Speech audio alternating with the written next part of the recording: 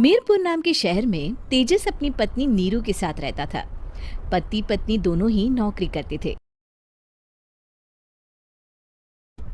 एक दिन तेजस गांव अपनी माँ के पास फोन करता है। हेलो, प्रणाम माँ। जीते रहो माँ, तुम दादी बनने वाली हो। अरे वाह, ठीक है बेटा, मैं कल ही आती हूँ। जब माँ जी शहर पहुंची तो बेटे बहू ने बहुत अच्छे से स्वागत किया। लीजिए माँ जी चाय। अरे गर्मा गर्म पकोड़े ले आओ माँ के लिए। नीरू रसोई में गई और 2 मिनट में ही पकोड़े ले आई। जी ये लीजिए। बहू जादू से बनाए हैं क्या? अभी तो रसोई में गई थी। यम्मी। माँ जी, शीला रसोई में पकोड़े तल रही है, मैं बस लेकर आई। हे भगवान, मेरा धर्म भ्रष्ट कर दिया तूने। अब तो गंगा जल से शुद्धिकरण करना होगा। दूसरे दिन, माँ जी मैंने नाश्ता बना दिया है, ऑफिस जा रही हूँ। पर अभी तो घर का सारा काम पड़ा है। शीला आती ही होगी, झाड़ू पोछा बर्तन कपड़े वो सब कर लेगी। हमारे जमाने में घर का सारा काम हम ही करते थे।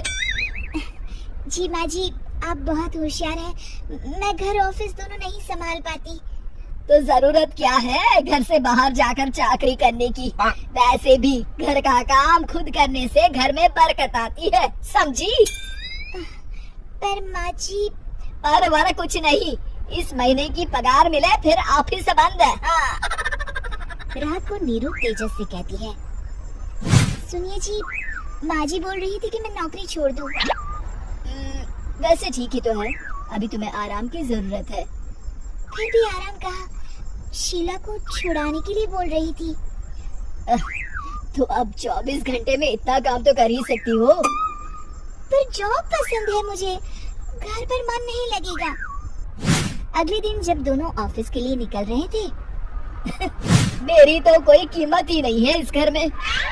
माँ जी, आजकल महंगाई बहुत है, रहन सहन भी बदल गया है, दोनों नौकरी करते हैं तभी ठीक रहता है। अच्छा, तो कहना क्या चाहती है? मेरा बेटा तुझे बिठा के खिला नहीं सकता? तू ही इस घर का खर्च चला रही है, हैं? नहीं माँ जी, मेरा वो मतलब नहीं था। मतलब खूब समझती हूँ, ये बाल धूप में सफेद नहीं किए मैंने। हाँ। अब तो ये रोज का काम हो गया था। तेजस भी रोज की झिकझिक से परेशान हो गया था। एक दिन उसने कहा, नीरू, वैसे भी तुम्हें मैटरनिटी लीव मिलने वाली है, तो अभी से ही छुट्टी ले लो। पर क्या? मेरी सैलरी अच्छी खासी है। आखिर नीरू ने रिजाइन कर दिया। जब बच्चा हुआ तो घर में सब बहुत खुश हुए। कुछ दिनों बाद तेजस फाइल देख रहा था। क्या हुआ तेजस, कुछ परेशान लग रहे हो? हाँ, वो हमारी जितनी सेविंग्स थी वो तो हॉस्पिटल में और छठी के फंक्शन में खत्म हो गई है नीरू। और अभी वैसे मंदी चल रही है तो मैं बोल रही थी कल मुन्ना को हेपेटाइटिस का टीका लगवाना है। नीरू, क्या पोस्टपोन नहीं कर सकते? नहीं जी, बिल्कुल नहीं। अब तेजस को समझ में आ रहा था कि उससे गलती हुई है। पैसों की कमी का असर घर के माहौल पर भी पड़ रहा था। अगले दिन, बेटा मेरा चश्मा और ये दवाइयाँ ले आना। पर्चा देते हुए माँ जी ने कहा, जी। तेजस, मुन्ना के लिए दूध का डिब्बा और डायपर भी ले आना, और ये किराने के सामान की लिस्ट है, इसे भी लाना है। तेजस गुस्से में लिस्ट मरोड़ कर फेंकता है और चिल्लाता है, पैसे क्या पेड़ पर उगते हैं? ये ले आना, वो ले आना। अरे पर ये जरूरत का सामान ही है। वो गुस्से में बिना कुछ कहे ऑफिस चला गया। अरे लंच तो ले जाइए। नीरू दौड़कर डिब्बा पकड़ाती है।